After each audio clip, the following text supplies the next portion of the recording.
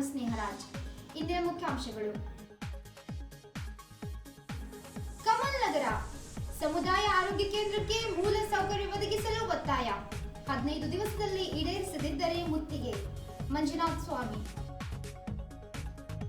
ರಾಜ್ಯದಲ್ಲಿ ಸರ್ಕಾರಿ ಕನ್ನಡ ಮಾಧ್ಯಮ ಶಾಲೆಗಳು ಮುಚ್ಚುವುದಿಲ್ಲ. ಸಚಿವ ಮಧು ಬಂಗಾರಪ್ಪ. ಬೀದರ್ ವಿಶ್ವವಿದ್ಯಾಲಯಕ್ಕೆ ಶ್ಯಾಮ್ಲಾಲ್ ಹೆಸರಿಡಲು ಮನವಿ. ಈಶ್ವರ್ ಸಿಂಗ್ ಠಾಕೂರ್. ಮಕ್ಕಳ ಹೃದಯ ಆರೋಗ್ಯಕ್ಕೆ ಸಂಬಂಧಪಟ್ಟಂತ ಕಾಯಿಲೆಗಳ ಚಿಕಿತ್ಸೆ ಆಯುಷ್ಮಾನ್ ಭಾರತ್ ಯೋಜನೆಯಡಿ ಗುರುನಾನಕ್ ಆಸ್ಪತ್ರೆಯಲ್ಲಿ ಲಭ್ಯ. ಕಮಲ್ ನಗರ ತಾಲೂಕಿನ ಸಮುದಾಯ ಆರೋಗ್ಯ ಕೇಂದ್ರವನ್ನು ಸಾರ್ವಜನಿಕ ಆಸ್ಪತ್ರೆಯನ್ನಾಗಿ ಮಾಡಬೇಕು. ಕೊರತೆ ಇದ್ದ ವೈದ್ಯರನ್ನು ಕೂಡಲೇ ನೇಮಕ ಮಾಡುವುದು ಸೇರಿದಂತೆ ಪ್ರಮುಖ ಬೇಡಿಕೆಗಳು ಈಡೇರಿಸುವಂತೆ ಕರ್ನಾಟಕ ರಕ್ಷಣಾ ವೇದಿಕೆ ತಾಲೂಕು ಘಟಕ ಸಂಘದ ಅಧ್ಯಕ್ಷ ಮಂಜುನಾಥ್ ಸ್ವಾಮಿ ಒತ್ತಾಯಿಸಿದರು. ಅಧ್ಯಕ್ಷ ಮಂಜುನಾಥ್ ಸ್ವಾಮಿ ನೇತೃತ್ವದಲ್ಲಿ ಪದಾಧಿಕಾರಿಗಳು ಗುರುವಾರ ಜಿಲ್ಲಾ ಪಂಚಾಯತ್ ಮುಖ್ಯ ಕಾರ್ಯನಿರ್ವಾಹಕ ಅಧಿಕಾರಿಗಳಿಗೆ ಮನವಿ ಪತ್ರ ಸಲ್ಲಿಸಿದರು. ಆಸ್ಪತ್ರೆಯಲ್ಲಿ ವೈದ್ಯರ ಕೊರತೆಯಿಂದಾಗಿ ಆ ಭಾಗದ ಸಾರ್ವಜನಿಕರು ತುರ್ತು ಚಿಕಿತ್ಸಾ ಸಮಯದಲ್ಲಿ ತೀವ್ರ ಕಷ್ಟವನ್ನು ಅನುಭವಿಸುತ್ತಿದ್ದಾರೆ ಎಂದಿದ್ದಾರೆ. 1.5 ವರ್ಷದಿಂದ ಆಸ್ಪತ್ರೆಯಲ್ಲಿ ಎಕ್ಸ್ರೇ ಟೆಕ್ನಿಷಿಯನ್ ಇಲ್ಲದೆ ಇರುವುದರಿಂದ ಚಿಕಿತ್ಸೆಗಾಗಿ ಬರುವ ಬಡ ಜನರು ಖಾಸಗಿ ಆಸ್ಪತ್ರೆಗೆ ಹೋಗಿ ಚಿಕಿತ್ಸೆ ಪಡೆಯುವುದು ಅನಿವಾರ್ಯವಾಗಿದೆ. ಆಸ್ಪತ್ರೆಯಲ್ಲಿ ಕಳೆದ 6 ತಿಂಗಳಿಂದ ಔಷಧ ವಿತರಕರ ಹುದ್ದೆ ಖಾಲಿ ಇದ್ದು ಆ ಸ್ಥಳ ಬೇರೆಯವರು ರೋಗಿಗಳಿಗೆ ಗುಳಿಗೆ ವಿತರಿಸುತ್ತಿದ್ದಾರೆ. ಒಂದು ವೇಳೆ ಏನಾದರೂ ಸಮಸ್ಯೆಯಾದರೆ ಹೊಣೆಗಾರರು ಯಾರು ಎಂದು ಪ್ರಶ್ನಿಸಿದ್ದಾರೆ.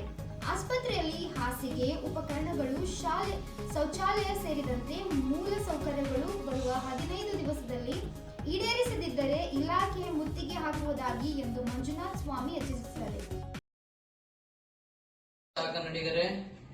ಏನಂದ್ರೆ ಕಮಲನಗರ ತಾಲೂಕಾಗಿ ಸುಮಾರು 6-7 ವರ್ಷ ಆಯಿತು.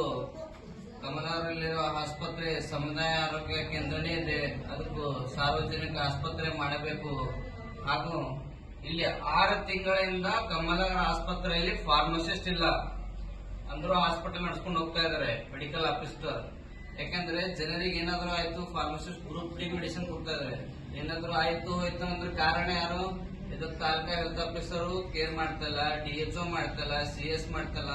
ಲಾಸ್ಟ್ ಟೈಮ್ ನಾವು ಮುಖ್ಯಮಂತ್ರಿ ಮನವಿ ಸಲ್ಲಿಸಿದೆವು, ಅಂದ್ರೆ ಅದು ಸರಿ ರೆಸ್ಪಾನ್ಸ್ ಬಂದಿಲ್ಲ. ಇವಾಗ ಡೈರೆಕ್ಟ್ CS ಅವರೀಗ ಹಾಗೂ ಡಿಸ್ಟ್ರಿಕ್ಟ್ ಹೆಲ್ತ್ ಆಫೀಸರ್ ಅವರೀಗ ಮನವಿ ಕೊಡ್ತಾ ಇದೀವಿ ತಹಸೀಲ್ದಾರ್ ಮುಖಾಂತರ.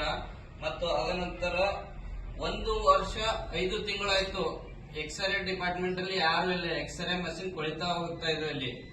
ಅದಕ್ಕೆ 15 ದಿವಸಗಳಲ್ಲಿ ಇದು ನಮ್ಮ ಬೇಡಿಕೆಗಳನ್ನು ಈಡೇರಿಸಬೇಕು. ಇಲ್ಲ ಅಂದ್ರೆ ಆಸ್ಪತ್ರೆಗೆ ಮುತ್ತಿಗೆ ಹಾಕಿ ನಾವು ಪ್ರತಿಭಟನೆ ನಡೆಸ್ತೇವೆ. ಜೈ ಹಿಂದ್, ಜೈ ಕರ್ನಾಟಕ. ಕರ್ನಾಟಕ ರಕ್ಷಣಾ ವೇದಿಕೆಗೆ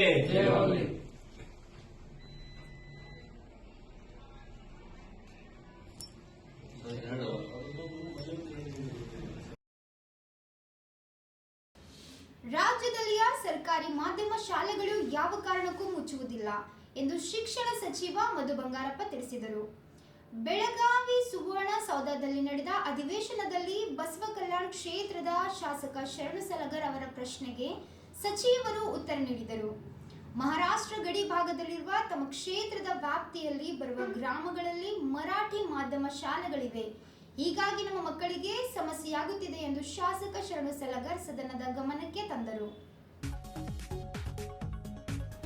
ಈ ಸಂದರ್ಭದಲ್ಲಿ ಸಚಿವ ಮಧು ಬಂಗಾರಪ್ಪ ಅವರು ಮಾತನಾಡಿ, ರಾಜ್ಯದ ಗಡಿ ಭಾಗದಲ್ಲಿ ಸರ್ಕಾರಿ ಶಾಲೆಗಳಲ್ಲಿ ಒಬ್ಬ ವಿದ್ಯಾರ್ಥಿಯು ಕನ್ನಡ ಮಾಧ್ಯಮರಿದ್ದರೆ ಅಲ್ಲಿ ಓರ್ವ ಶಿಕ್ಷಕನನ್ನು ನೇಮಿಸಿ ಅನುಕೂಲ ಮಾಡಿಕೊಡುವಂತೆ ಶಿಕ್ಷಣ ಇಲಾಖೆ ಅಧಿಕಾರಿಗಳಿಗೆ ನಿರ್ದೇಶನ ನೀಡಲಾಗಿದೆ ಎಂದು ಹೇಳಿದರು. ರಾಜಧಾನಿಯಿಂದ ಅತಿ ದೂರದಲ್ಲಿ ಬೀದರ್ ಜಿಲ್ಲೆಯ ಬಸವ ಕಲ್ಯಾಣ ಕ್ಷೇತ್ರದ ಅನೇಕ ಸರ್ಕಾರಿ ಶಾಲೆಗಳಲ್ಲಿ ಇಂಗ್ಲಿಷ್ ವಿಷಯ ಬೋಧನೆ ಮಾಡುವ ಶಿಕ್ಷಕರಿಲ್ಲದೆ ಮಕ್ಕಳು ತೀವ್ರ ಸಮಸ್ಯೆ ಎದುರಿಸುತ್ತಿದ್ದಾರೆ ಎಂದು ಶರಣು ಸಲಗರ್ ಸದನದಲ್ಲಿ ಸಚಿವರ ಗಮನಕ್ಕೆ ತಂದರು. ಇದಕ್ಕೆ ಸಚಿವರು ಉತ್ತರ ನೀಡಿ, ಬರುವ ವರ್ಷದಲ್ಲಿ ಈ ಸಮಸ್ಯೆಯಾಗದಂತೆ ಅಗತ್ಯ ಇರುವ ಶಾಲೆಗಳಿಗೆ ಇಂಗ್ಲಿಷ್ ವಿಷಯ ಪಾಠ ಮಾಡುವ ಶಿಕ್ಷಕರನ್ನು ನೇಮಕ ಮಾಡಲಾಗುವುದು ಎಂದರು. ಶಾಲೆಗಳಲ್ಲಿ ಅತಿಥಿ ಶಿಕ್ಷಕರಿಗೆ ಸದ್ಯ ನೀಡುತ್ತಿರುವ ಗೌರವಧನ 12,000 ರೂಪಾಯಿ ನೀಡುತ್ತಿದ್ದು ಅತಿ ಕಡಿಮೆ ವೇತನದಲ್ಲಿ ಅವರ ಜೀವನ ನಡೆಯುವುದೇ ಎಂದು ಪ್ರಶ್ನಿಸಿದ ಅವರು ವೇತನ ಹೆಚ್ಚಿಸುವಂತೆ ಮನವಿ ಮಾಡಿದ್ದಾರೆ. ಪ್ರಶ್ನೆ ಸೀಮಿತವಾಗಿ ಎರಡೇ ನಿಮಿಷ ಅಧ್ಯಕ್ಷರೇ. ಬೇಡ. ಮಾನ್ಯ ಅಧ್ಯಕ್ಷರೇ, 1928ನೇ ಚುಕ್ಕೆ ಗುರುತಿನ ಪ್ರಶ್ನೆಯನ್ನ ಮಾನ್ಯ ಶಿಕ್ಷಣ ಸಚಿವರಿಗೆ ಕೇಳಕ್ ಬಯಸ್ತೀನಿ ಅಧ್ಯಕ್ಷರೇ. ಮಾನ್ಯ ಅಧ್ಯಕ್ಷ ಉತ್ತರವನ್ನು ಒದಗಿಸಲಾಗಿದೆ. ಮಾನ್ಯ ಅಧ್ಯಕ್ಷರೇ, ಸಚಿವರು ಉತ್ತರ ಕೊಟ್ಟರೆ ಅಧ್ಯಕ್ಷರೇ, ವಿಶೇಷವಾಗಿ ಬಸವ ಕಲ್ಯಾಣ ನನ್ನ ಬಾರ್ಡರ್ ತಾಲೂಕು ಅಧ್ಯಕ್ಷರೇ, ನನ್ನ ಪೂರಾ ಮಹಾರಾಷ್ಟ್ರ ಹತ್ಕೊಂಡು ತಾಲೂಕಾದ ಅಧ್ಯಕ್ಷರೇ, 7 KPS ಶಾಲೆಗಳು ಈ ಸಲ ನನಗೆ ಹೊಸದಾಗಿ ಸ್ಯಾಂಕ್ಷನ್ ಮಾಡಿ ನನ್ನ ವಿಧಾನಸಭಾ ಮತಕ್ಷೇತ್ರ ಕೊಟ್ಟರೆ ಅಧ್ಯಕ್ಷರೇ. 7 KPS ಶಾಲೆಗಳು. ಅದಕ್ಕೆ ಸಮಸ್ತ ಬಸವ ಕಲ್ಯಾಣದ ಮಹಾಜನತೆಯ ಪರವಾಗಿ ಶಿಕ್ಷಣ ಸಚಿವರಿಗೆ ಮತ್ತು ನಮ್ಮ ಜಿಲ್ಲಾ ಉಸ್ತುವಾರಿ ಸಚಿವರಿಗೆ, ನಮ್ಮ ರಹೀಂ ಖಾನ್ ಬಿ ಪ್ರಯತ್ನ ಇರ್ಬೋದು, ಮತ್ತು ಅವ್ರ ಹೆಸರು ತಗೊಂಡಿಲ್ಲ ಅಂದ್ರೆ ತಪ್ಪಾಗ್ತದ, ಅವರಿಗೆ ತುಂಬ ಹೃದಯದ ಧನ್ಯವಾದಗಳನ್ನು ಹೇಳ್ತೀನಿ ಅಧ್ಯಕ್ಷರೇ. ಮತ್ತೆ ಸಪರೇಟ್ ಹೋಗಿ ಹೇಳಿ, ಈಗ ಮುಂದುವರಿಸಿ, ಪ್ರಶ್ನೆ ಮುಂದುವರಿಸಿ ಮಾರ್ರೆ. ಅಧ್ಯಕ್ಷರೇ, ಸಮಸ್ಯೆ ಏನದ ಅಂದ್ರೆ ಅಧ್ಯಕ್ಷರೇ, ಸಚಿವರಿಗೆ ಧನ್ಯವಾದ ಹೇಳ್ತೀನಿ. ಮತ್ತೆ ಬಾರಿ ಆ ಎಲ್ಲ 7 KPS ಶಾಲೆಗಳು ಅವ್ರ ಕಡೆಯಿಂದ ಒಯ್ದು ಭೂಮಿ ಪೂಜೆ ಮಾಡಿಸ್ತೀನಿ. ಬಸವ ಕಲ್ಯಾಣ ತುಂಬಾ ಬ್ಯಾನರ್ ಹಾಕಿ ಅಧ್ಯಕ್ಷರೇ. ಪ್ರಶ್ನೆ ಕೇಳಿ. ಅದು ಒಂದು. ಅಧ್ಯಕ್ಷರೇ, KPS ಶಾಲೆಗಳೊಳಗೆ ಒಂದು ಸಣ್ಣ ತೊಂದರೆ ಏನಪ್ಪಾ ಅಂದ್ರೆ, ನಮ್ಮ ಭಾಗದೊಳಗೆ ಈಗ ಬಿ ಅಧ್ಯಕ್ಷರೇ ಇಂಗ್ಲಿಷ್ ಭಾಷೆ ಅಂದ್ರೆ ಕಬ್ಬಿಣದ ಕಡಲೆ ಅದ ನಮ್ಮ ಕಡೆ. ಭಾರಿ ಸಮಸ್ಯೆ ಅದ. ಅದು ತಮ್ಮ ಗಮನಕ್ಕೆ ಬಂದೋ ಇಲ್ಲೋ ಗೊತ್ತಿಲ್ಲ. ತಾವು ಈ ಕಡೆ ಎಲ್ಲ ಕೇರಳ ಇಂಗ್ಲಿಷ್ ಮಾಧ್ಯಮದ ಕಲ್ತೀರಿ, ನಿಮ್ಗೆ ಅದು ಏನ್ ತೊಂದರೆ ಗೊತ್ತಿಲ್ಲ ಅಧ್ಯಕ್ಷರೇ. ಅದಕ್ಕೆ ದಯಮಾಡಿ ಶರಣ್ ಅದೇ ಹೇಳ್ತೀನಿ ಅಧ್ಯಕ್ಷರೇ. KPS ಶಾಲೆ ಹೊಸ ತಾಲೂಕು ಆರೋಗ್ಯ ಅಧ್ಯಕ್ಷರೇ, ತಾಲೂಕಾ ಅಂತ ಬಂದ್ರೆ ನಿಮ್ಗೆ ಆಶ್ಚರ್ಯ ಅನಿಸ್ತಲ್ಲ. ಪ್ರಶ್ನೆ ಕೇಳಿ ಇವ್ರೆ. ಪ್ರಶ್ನೆ ಕೇಳೋದಕ್ಕಿಂತ ಅಧ್ಯಕ್ಷರೇ, ಇವತ್ತು ನಮ್ಮಲ್ಲಿ BO ಕಚೇರಿ ಬೇಕು. ಅದನ್ನ ಹೇಳಿ ಬೇಕು ಅಧ್ಯಕ್ಷರೇ. ಮೊಳಕಾಲಿನ ಸಂಬಂಧ ಕೇಳಂದ್ರೆ ನೀವು ಟೊಂಕದ ಏನು ಕೇಳಬೇಡ ಅಂದ್ರೆ ಹೆಂಗ ಅಧ್ಯಕ್ಷರೇ? ಮೊಳಕಾಲಿನ ಸಮಸ್ಯೆ ಅಂದ್ರೆ ಟೊಂಕದ ಹೇಳ್ಬೇಕಾದ್ರೆ ನಮ್ಮ ಸಮಸ್ಯೆ ಏನದ ಅಂತ ನೀವು ಮೊಳಕಾಲಿನ ಕೇಳಿದ್ರೆ ಅದೇ ಕೇಳಂದ್ರೆ ಹೆಂಗ ಅಧ್ಯಕ್ಷರೇ? ನೀವು ಪ್ರಶ್ನೆ ನಿಮ್ದು ಇಲ್ಲಿ ಇರೋದು BO ಆಫೀಸ್ ಬಗ್ಗೆ. ಹೌದು ಅಧ್ಯಕ್ಷರೇ. ನೀವು KPS ಗೆ ಹೋಗಿದ್ದೀರಿ, ಆಗ್ತದ? KPS ಸ್ಕೂಲ್ ಏನ್ ಸಮಸ್ಯೆ ಅದ ಹೇಳ್ಬೇಡ, ಅದು ಸಪರೇಟ್ ಆಗಿ ಮಾತಾಡಿ. ಇಲ್ಲಿ ಪ್ರಶ್ನೆ ಕೇಳಿ. ಈಗ ಅದಕ್ಕೆ ದಯಮಾಡಿ ಸಚಿವರೇ, ನಮ್ಮಲ್ಲಿ ಇಂಗ್ಲಿಷ್ ಮಾಧ್ಯಮದ ಶಿಕ್ಷಕರಿಗೆ ಕೂಡ್ರಿ. ಮತ್ ಯಾವುದೇ ಶಾಲೆಗೆ ಅಧ್ಯಕ್ಷರೇ D ಗ್ರೂಪ್ ಕೆಲಸ ಮಾಡೋರಿಲ್ಲ, ಹೋಗಿ ಟೀಚರ್ಗಳೇ ಹುಡುಕ್ಬೇಕು ಅಧ್ಯಕ್ಷರೇ. ಶಾಲೆ ಇದು ಮುಗಿತಾ? BO ಕಚೇರಿ ಮುಗಿತಾ? ದಯಮಾಡಿ ಅದು ಒಂದು. ಅತಿಥಿ ಶಿಕ್ಷಕರಿಗೆ ಅಧ್ಯಕ್ಷರೇ ದಯಮಾಡಿ 12,000 ಸ್ಯಾಲರಿ ಕೊಡ್ಲತ್ತೀರ ಅವರಿಗೆ. ಅವ್ರ ಜೊತೆ ಕೆಲಸ ಮಾಡೋರು ಸ್ಯಾಲರಿ ಏನ್ ತೋತಾರೆ? 80,000 1 ಲಕ್ಷ ರೂಪಾಯಿ ಸ್ಯಾಲರಿ ಬಾಜು ಕೆಲಸ ಮಾಡೋರು ತೋತಾನ. ಅವ್ರು 12,000 ಯಾವ ರೀತಿ ಕೆಲಸ ಮಾಡ್ಬೇಕು ಅಧ್ಯಕ್ಷರೇ? ಅದಕ್ಕೆ ದಯಮಾಡಿ ಅತಿಥಿ ಶಿಕ್ಷಕರಿಗೆ ಒಳ್ಳೆ ಸಂಬಳ ಕೊಡ್ತಕ್ಕಂಥದ್ದು. ಅಧ್ಯಕ್ಷರೇ, ಇನ್ನೊಂದು ಲಾಸ್ಟ್ ಕ್ವಶನ್ ಅಧ್ಯಕ್ಷರೇ. ಅಧ್ಯಕ್ಷರೇ, ಹುಣಸೂರು ತಾಲೂಕಾ ನೀವೆಲ್ಲರ ಕೇಳಿರಿ, 18 ಊರುಗಳವ ಒಂದು ತಾಲೂಕಾ ನಮ್ಮದು. 18 ಊರುಗಳು. ಜಿಲ್ಲಾ ಉಸ್ತುವಾರಿ ಸಚಿವರು ಇಲ್ಲೇ ದಯಮಾಡಿ 50-60 ಹಳ್ಳಿ ಮೇಕಾರ್ ಸಾಯ್ಗೋರ್ ಸರ್ಕಲ್ ಸೇರಿಸಿ ಅದಕ್ಕೊಂದು ಸಮರ್ಪಕ ತಾಲೂಕಾ ಮಾಡಿಕೊಡ್ರಿ ಅಂತ ಹೇಳಿ ನಮ್ಮ ಬೇಡಿಕೆ ಅದ. ಅದ್ರ ಜೊತೆಗೆ ಅಧ್ಯಕ್ಷರೇ, ಸಚಿವರೇ, 7 ಸ್ಕೂಲ್ಗಳೊಳಗ ಶಿಕ್ಷಕರು ರಿಟೈರ್ಡ್ ಆಗ್ಯಾರ, ಶಿಕ್ಷಕರು ಸತ್ತಾರ, ಅಲ್ಲಿ ಶಿಕ್ಷಕರಿಗೆ ತುಂಬತಕ್ಕಂಥದ್ದು ಇಲ್ಲ. 11,000 ಶಿಕ್ಷಕರು ಕರೆದ್ರೆ ನೀವು ಧನ್ಯವಾದ ಹೇಳ್ತೀನಿ ನಾವು. ಆದ್ರೆ ಅಲ್ಲಿ ತನಕ ಅದ್ರ ಪರಿಸ್ಥಿತಿ ಏನು? ಇವತ್ತಿಗೆ ಬಸವ ಕಲ್ಯಾಣದ ಸಚಿವರೇ, ಏಕೋಪಾಧ್ಯಾಯ ಶಾಲೆಗಳು ನಮ್ಮ ಕಡೆ. ಒಂದು ಶಾಲೆದಾಗ ಒಬ್ಬನೇ ಮಾಸ್ತರ್, ನಂಬಲ್ಲಿ ಒಂದು ಸ್ಕೂಲ್ದೊಳಗೆ ಒಬ್ಬನೇ ಟೀಚರ್, ಏಕೋಪಾಧ್ಯಾಯ ಶಾಲೆಗಳು. ದಯಮಾಡಿ ಆದಷ್ಟು ಜಲ್ದಿ ಈ ಸಮಸ್ಯೆಗಳು ತಾವು ಬಗೆಹರಿಸಬೇಕಂತ ಹೇಳಿ ತಮ್ಮ ವಿನಂತಿ ಮಾಡ್ತೀನಿ. ತಾವು ಒಳ್ಳೆ ಕೆಲಸ ಮಾಡ್ಲತ್ತೀರಿ, ನನಗೆ ಗೌರವದ ನಿಮ್ ಬಗ್ಗೆ. ಪೇಪರ್ ಅಲ್ಲಿ ಹೋಗಿ. ಮಾನ್ಯ ಅಧ್ಯಕ್ಷರೇ, BO ಆಫೀಸು ಎಲ್ಲೆಲ್ಲಿ ಸುಮಾರು 50-60 ಕಡೆಗೆ ಇನ್ನೂ ನಾವು ಮಾಡೋದು ಕೂಡ ಇದೆ, ಇಲ್ಲ ಅಂತ ಹೇಳಲ್ಲ. ಯಾಕೆಂದ್ರೆ ಕ್ರಮೇಣ ಸರ್ಕಾರಗಳು ಬಂದಾಗ ಒಂದು ತಾಲೂಕನ್ನ ಡಿವಿಷನ್ ಮಾಡಿ ಇಲ್ಲ ಹೊಸ ತಾಲೂಕನ್ನ ತಂದಾಗ ತಾಲೂಕು ಆಫೀಸು ಮತ್ತೆ ಪೊಲೀಸ್ ಆಫೀಸು ಮತ್ತೆ EO ಆಫೀಸ್ ಇವನ್ ಮಾತ್ರ ಮಾಡ್ತಾ ಇದ್ದಾರೆ. BO ಆಫೀಸು ಮತ್ತೆ ಬೇರೆ ಬೇರೆ ಇಲಾಖೆದು ಏನು ಮಾಡ್ತಾ ಇಲ್ಲ. ಆದರೆ ಅವ್ರಿಗೆ ಯಾವುದೇ ಥರದ ತೊಂದರೆ ಇಲ್ಲದೆ ಇರತಕ್ಕಂಥ ರೀತಿಯಲ್ಲಿ ಮುಂಚೆ ಹೆಂಗೆ ನಡೀತಾ ಇತ್ತು ಆ ಥರ ಮಾಡ್ತೀವಿ. ಮುಂದೆ ಏನಾದರೂ ನಾವು ಕೂಡ ಇದಕ್ಕೂ ಕಳಿಸಿದ್ದು, ಆದರೂ ಕೂಡ ಫೈನಾನ್ಸ್ ಡಿಪಾರ್ಟ್ಮೆಂಟಿಗೆ ನಮಗೆ ಹಣದ ವ್ಯವಸ್ಥೆ ಏನಾದರೂ ಆಯಿತು ಅಂತ ಹೇಳಿದ್ರೆ ನಮ್ದು ಎಲ್ಲರೂ ಜಾಗ ಇದ್ದೇ ಇರ್ತದೆ. ಅಲ್ಲಿ BO ಆಫೀಸ್ನ ಕಳಿಸೋದಕ್ಕೆ ನಾನು ಮಾನ್ಯ ಮುಖ್ಯಮಂತ್ರಿಗಳಿಗೂ ಕೂಡ, ಯಾಕೆಂದರೆ ಆರ್ಥಿಕ ಇಲಾಖೆ ಅವ್ರ ಹತ್ರನೇ ಇರೋದ್ರಿಂದ ಅವರಿಗೂ ಕೂಡ ಮನವಿ ಮಾಡಿದ್ದೀನಿ. ಎಲ್ಲೆಲ್ಲಿ ಜರೂರಿ ಅವಶ್ಯಕತೆ ಇದೆ ಅಲ್ಲಾದರೂ ಫಸ್ಟ್ ಕೊಡಿ ಅಂತಕ್ಕಂಥದ್ದು ಕೆಲವು ಮನವಿಯನ್ನು ಕೂಡ ಮಾಡಿ ಆದಷ್ಟು ಬೇಗ ಅದನ್ನ ನಾವು ಮಾಡ್ತಕ್ಕಂಥದ್ದು. ಈಗ ಇಂಗ್ಲಿಷ್ ಟೀಚರ್ಸ್ ನೀವು ಹೇಳ್ತಕ್ಕಂಥದ್ದು ಹೋದ್ಸತಿ ನಾನು ಬೈಲಿಂಗ್ವಿಲ್ ಅಂತ ಹೇಳಿ ನಾವು ಸ್ಟಾರ್ಟ್ ಮಾಡಿದ್ವಿ. ಮಾನ್ಯ ಅಧ್ಯಕ್ಷರೇ, ಸದನದಿಂದ ಒಂದು ನಾನು ಹೇಳಲಿಕ್ಕೆ ಇಷ್ಟಪಡ್ತೀನಿ. ಯಾಕೆಂದರೆ ಹೊರಗಡೆ ಮಾಧ್ಯಮದಲ್ಲಿ ಕೂಡ ನೀವು ನೋಡ್ತಾ ಇದ್ದೀರಿ, ಚರ್ಚೆಯಲ್ಲಿ ನಾವು ಮುಂದಿನ ದಿನಗಳಲ್ಲಿ ಅದು ಮಾಡಬೇಕಾಗತ್ತೆ. ಸದನದಿಂದ ನಾನು ಒಂದು ಮಾತನ್ನು ಹೇಳಲಿಕ್ಕೆ ಇಷ್ಟಪಡ್ತೀವಿ. ಯಾವುದೇ ಕಾರಣಕ್ಕೂ ಒಂದು ಶಾಲೆನೂ, ಸರ್ಕಾರಿ ಶಾಲೆ ಬರೀ ಕನ್ನಡ ಅಲ್ಲ, ಯಾವುದೇ ಸರ್ಕಾರಿ ಶಾಲೆನ ನಮ್ಮ ಸರ್ಕಾರದಿಂದ ನಾವು ಕ್ಲೋಸ್ ಮಾಡೋದಿಲ್ಲ ವಾಲಂಟಿಯರ್ ಆಗಿ. ಅದನ್ನು ಒಂದು ಹೇಳಬೇಕಾಗುತ್ತೆ. ಯಾಕೆಂದ್ರೆ ಅದು ಹೊರಗಡೆಗೆ ಬಹಳ ಮಾಧ್ಯಮದಲ್ಲಿ ಬೇರೆ ರೀತಿಯಲ್ಲಿ ಬರ್ತಾ ಇದೆ. ಆಮೇಲೆ ಅವರಿಗೆ ಏನು ಇಂಗ್ಲಿಷ್ ಟೀಚರ್ಸ್ ಬೇಕು ಅಂತ ಹೇಳಿ ಈ ಸತಿಗೆ ನಾವು ಗೆಸ್ಟ್ ಟೀಚರ್ಸ್ ಏನೇನು ತಗೊಂಡಿದೀವಿ ಅವ್ರನ್ನ ಇಂಗ್ಲಿಷ್ ಬರ್ತಕ್ಕಂಥದ್ದು. ಆಮೇಲೆ ನೆಕ್ಸ್ಟು APF ಮತ್ತು ಬೇರೆ ಬೇರೆ ಔಟ್ಸೋರ್ಸ್ ಇಂದನೂ ಕೂಡ ನಾವು ಟ್ರೈನಿಂಗು ಕೂಡ ನೀವು ಮಾಡ್ತಾ ಇದ್ದೀವಿ. ಮುಂದಿನ ವರ್ಷ ನಮಗೆ ಕರೆಕ್ಟಾಗಿ ಗೊತ್ತಾಗುತ್ತೆ ಎಲ್ಲೆಲ್ಲಿ ಎಷ್ಟೆಷ್ಟು ಮಕ್ಕಳು ಯಾವ ಮೀಡಿಯಂ ಅಲ್ಲಿ ಓದ್ತಾ ಇದ್ದಾರೆ ಎಲ್ಲದೂ ಕೂಡ. ಅದಕ್ಕೆ ಅನುಗುಣವಾಗಿ Okay. ಟೀಚರ್ಸ್ ನ ಕೊಡ್ತಕ್ಕಂಥದ್ದು ವ್ಯವಸ್ಥೆನ ನಾವು 100ಕ್ಕೆ 100 ನಾವು ನಾವು ಮಾಡ್ತೀವಿ. ಅಧ್ಯಕ್ಷರೇ, ಕೊನೆಯದಾಗ ಅಧ್ಯಕ್ಷರೇ, ನಮ್ ಕಡೆ ಎಕ್ಕಂಬ, ಹಂದ್ರಾಳ್, ಮಾಸನಾಳ್, ಕೋಟಮಾಳ್, ಹನುಮಂತವಾಡಿ, ಅಂಬೇವಾಡಿ, ಸೋದಾಪ್ತ ಹಳ್ಳಿಯೊಳಗೆ ಅಧ್ಯಕ್ಷರ ಕೇಳ್ರಿ, ಮರಾಠಿ ಮಾಧ್ಯಮ ಸ್ಕೂಲ್ಗಳು ಇವತ್ತಿಗೆ ಬಿ ಮರಾಠಿ ಮಾಧ್ಯಮ ಶಾಲೆಗಳು, ಕನ್ನಡ ಮಾಧ್ಯಮ ಶಾಲೆಗಳೇ ಇಲ್ಲ ಅಲ್ಲಿ. ಅಲ್ಲಿಂದ ಎಲ್ಲ ಪಾಲಕರನ್ನ ಏನ್ ವಿನಂತಿ ಮಾಡ್ತಾರೆ ಅಂದ್ರೆ ನಮ್ಮ ಮಕ್ಕಳ ಬದುಕು ಹಾಳಾಲತ್ತದ, ಆ ಶಾಲೆಗಳು ಕನ್ನಡ ಮಾಧ್ಯಮ ಶಾಲೆಗಳಾಗಿ ಪರಿವರ್ತನೆ ಮಾಡ್ಬೇಕು ಅಧ್ಯಕ್ಷರೇ. ಆಯ್ತು, ಕನ್ನಡ ಮಾಧ್ಯಮದ ಶಾಲೆಗಳು ಮಾಡ್ಬೇಕು, ಕರ್ನಾಟಕದೊಳಗೆ ಶಾಲೆಗಳು ಕನ್ನಡ ಮಾಧ್ಯಮ ಇರ್ಬೇಕಲ್ಲ ಅಧ್ಯಕ್ಷರೇ. ಮಾನ್ಯ ಅಧ್ಯಕ್ಷ, ಇದು ಬಹಳ ಮುಖ್ಯ. ಯಾಕೆಂದ್ರೆ ಮೊನ್ನೆನೂ ಕೂಡ ಈ ಬೆಳಗಾಂ ಮಹಾರಾಷ್ಟ್ರ ಬಾರ್ಡರ್ ಇರ್ಬೋದು, ಆ ಸಂದರ್ಭದಲ್ಲಿ ಒಂದು ಆರ್ಡರೇ ಮಾಡಿದ್ದೀನಿ. ಬಾರ್ಡರ್ ಇರ್ತಕ್ಕಂಥ ಎಲ್ಲ ಕನ್ನಡ ಮಾಧ್ಯಮಗಳಿಗೆ ಫಸ್ಟ್ ಪ್ರಯಾರಿಟಿ ಕೊಟ್ಟು ಅವ್ರಿಗೆ ಟೀಚರ್ಸ್ ಇರ್ಬೋದು, ಬಿಲ್ಡಿಂಗು ಎಲ್ಲದನ್ನೂ ಕೊಡ್ತಕ್ಕಂಥದ್ದು. ಅದ್ರ ಜೊತೆಗೆ ಈವನ್ ಇಡೀ ರಾಜ್ಯದಲ್ಲಿ ಇರ್ತಕ್ಕಂಥ ಎಲ್ಲ ಬಾರ್ಡರ್ಲು ಕೂಡ ಎಲ್ಲೆಲ್ಲಿ ಅವಶ್ಯಕತೆ ಇದೆ ನಮ್ಮ ಇಲಾಖೆಯವ್ರಿಗೂ ಕೂಡ ನಾನು ಡೈರೆಕ್ಷನ್ಸ್ ಕೂಡ ಕೊಟ್ಟಿದ್ದೀನಿ. ಕಂಪಲ್ಸರಿ ಯಾವುದೇ ಕಾರಣಕ್ಕೂ ನೀವು ಕನ್ನಡ ಒಬ್ಬ ಮಕ್ಕಳಿದ್ರೂ ಕೂಡ ಒಂದು ಟೀಚರು ಮತ್ತು ಅಲ್ಲಿ ಮಿಡ್ ಡೇ ಮೀಲ್ಸ್ ಇರ್ಬೋದು, ಎಲ್ಲದೂ ಕೂಡ ಸುಸರ್ಜಿತವಾಗಿ ಮಾಡ್ತಕ್ಕಂಥ ಜವಾಬ್ದಾರಿನ ತಗೊಳ್ತೀವಿ.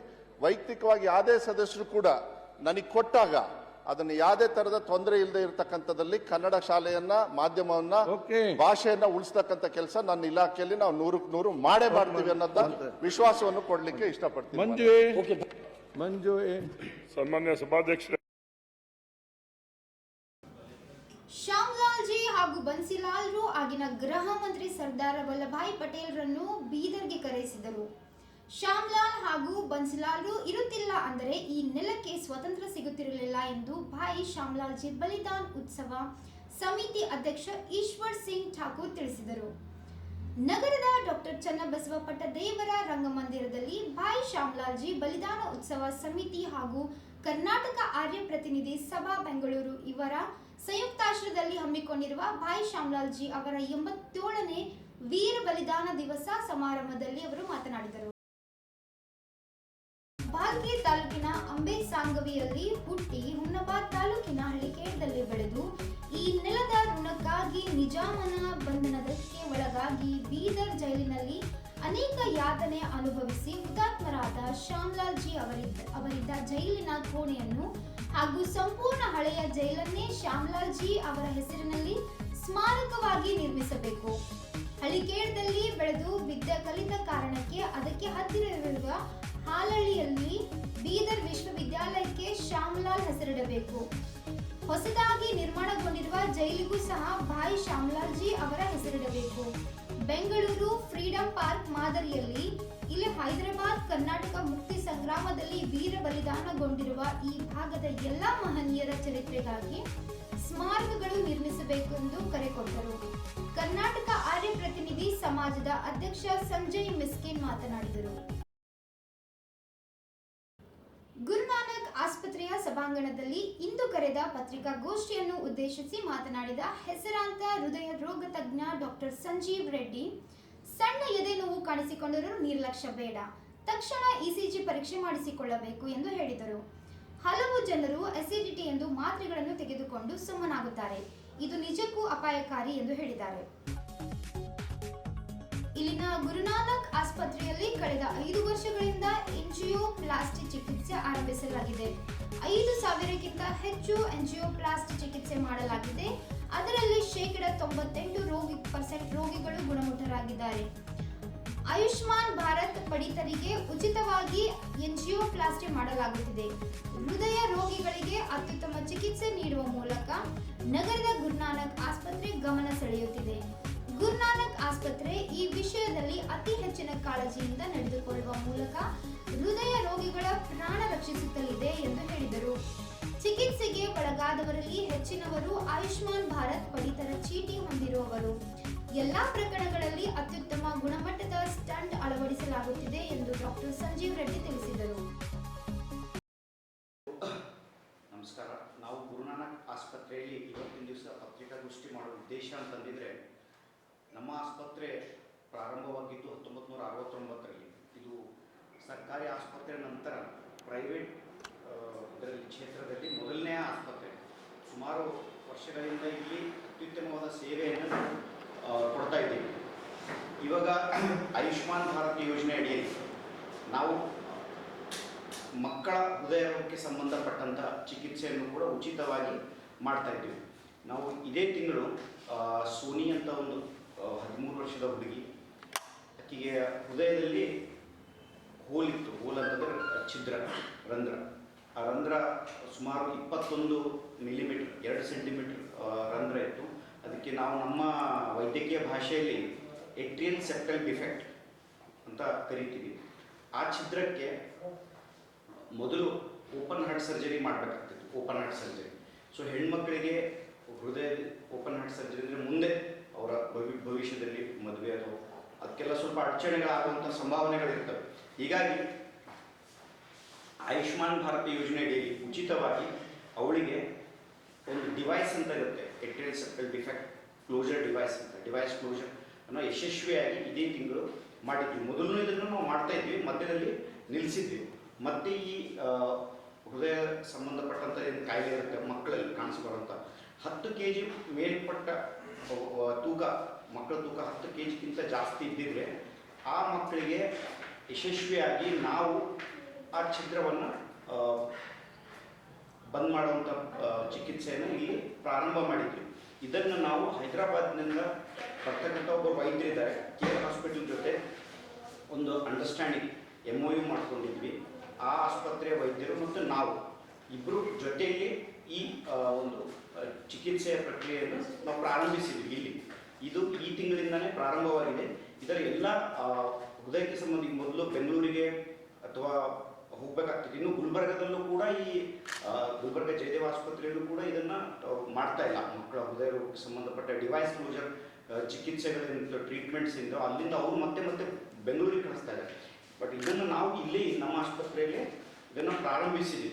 ಓಪನ್ ಹಾರ್ಟ್ ಸರ್ಜರಿ ಬೇಕಾಗಿದ್ದವ್ರು ಮಾತ್ರ ಹೋಗ್ಬೋದು. ಬಟ್ ಇದನ್ನು ವಿದೌಟ್ ಓಪನ್ ಹಾರ್ಟ್ ಸರ್ಜರಿ, ತೆರೆದ ಹೃದಯ ಚಿಕಿತ್ಸೆ ಇರಲಾರ್ದೇನೆ ಅದನ್ನು ಒಂದು ಯಂತ್ರದಿಂದ ನಾವು ವಿದೌಟ್ ಎನಿ ಸೂಚರ್ಸ್, ಅಂದರೆ ಸೂಚರ್ಸ್ ಹಾಕಿದಾದ್ರೆ ಅದನ್ನು ನಾವು ಕ್ಲೋಸ್ ಮಾಡ್ಬೋದು.